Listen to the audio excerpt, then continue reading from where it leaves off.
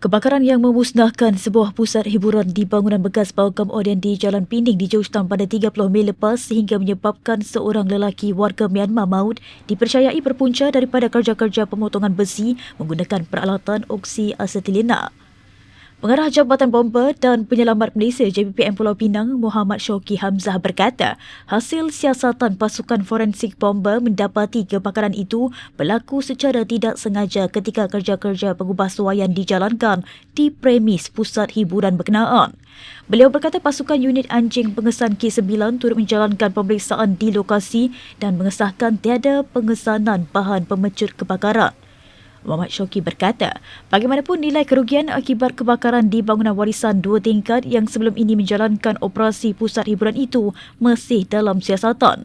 Dalam kejadian pada 8.50 malam itu, bangunan bekas pawagam paling ikonik dalam sejarah Pulau Pinang musnah dalam kebakaran dan turut mengorbankan seorang warga Myanmar yang sedang menjalankan kerja-kerja pengubahsuaian di bangunan berkenaan.